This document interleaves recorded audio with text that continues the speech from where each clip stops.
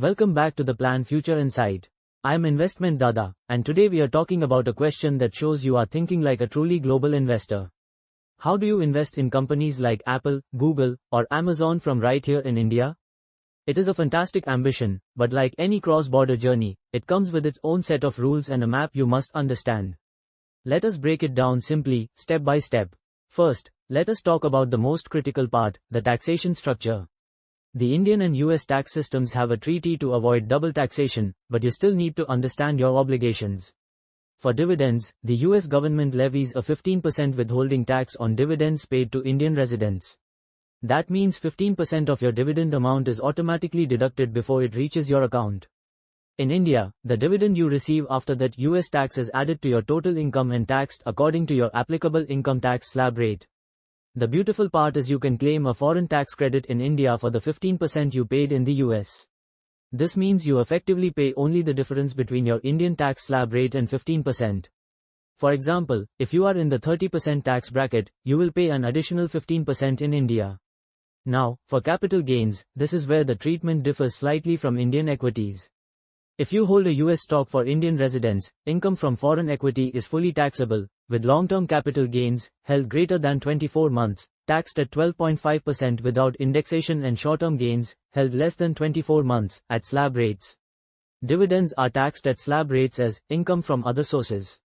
Foreign assets must be disclosed in Schedule FA, and foreign tax credits are available via DTAA. Second, let us look at the primary risks involved beyond the standard market risk of stock prices going down. Currency risk is the biggest one. Your returns are in US dollar. Rupees when you convert them back to Indian rupees, the exchange rate MAT. Rupees if the rupee weakens against the dollar, you get a bonus return. But if the rupee strengthens, it can eat into your profits or even turn a gain into a loss. There is also taxation complexity and compliance. You have to navigate both US withholding tax and Indian income tax. This is more complex than a simple Indian equity sale. You also need to track regulatory and FEMA compliance. Under India's liberalized remittance scheme, you can remit up to $250,000 per financial year abroad for any permissible transaction. You need to ensure your investments do not breach this limit. Also, it is crucial to file your tax returns correctly, declaring foreign assets. There is also an information and research gap. You are investing in companies whose management, market, and local news are in a different time zone and language. It takes more effort to stay informed. And finally, higher transaction costs. Brokerage and other charges for US trading can be higher than for domestic Indian stocks. Now, here is DADA's wisdom for your journey. My friend, you are asking the right questions, which already puts you ahead.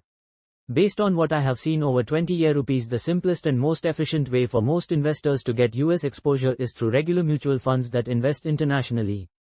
Let us compare. Direct US stock means you handle all the paperwork, two tax systems, currency conversion, and research. The cost is lower in terms of fund management, but your cost is the time and complexity. Regular international mutual funds, like a flexi-cap fund that invests in US stocks, mean you pay a small expense ratio. The fund manager does the research. You get a single Form 16 for your Indian tax return. The currency risk is managed by the fund. It is far simpler. The taxation for international mutual funds is also straightforward. Long-term capital gains for holdings more than 36 months are taxed at 20% with indexation. Short-term capital gains for 36 months or less are taxed as per your income tax slab. The simplicity and the behavioral support of having a financial bodyguard often outweigh the slightly higher cost for the vast majority of investors. Rupees. Now, here is what you can do this week. First, decide your intent. Are you trying to own a specific company like Apple, or do you want to invest in the broad US economy? I would strongly recommend a regular international fund for the latter. Second, in the short term, open an account with a platform that offers US stocks, or speak to your mutual fund distributor about an international mutual fund. Third, in the medium term, review your portfolio every 6 months. Check your total foreign remittance under the liberalized remittance scheme, and have your chartered accountant help you with the Schedule FA for foreign assets in your income tax return. Dada's wisdom is this: the best global investment is the one where you focus on the business, not the currency. Let the tax paperwork be the boring part, not the scary part. A simple, well-guided path in a complex world is always the wisest path. I am genuinely proud you are thinking about global diversification. It is a sign of a mature investor. Remember, the foundation is always a solid, tax-efficient Indian portfolio. US stocks are the exciting next step in your wealth journey. Remember, investment in the equity market is subject to market risk. We do not claim any guarantee of return in equity-related investments. Past performance is not indicative of future results. You have the courage to ask the right questions. Now, go out there and build your future with confidence. This is Investment Dada, signing off.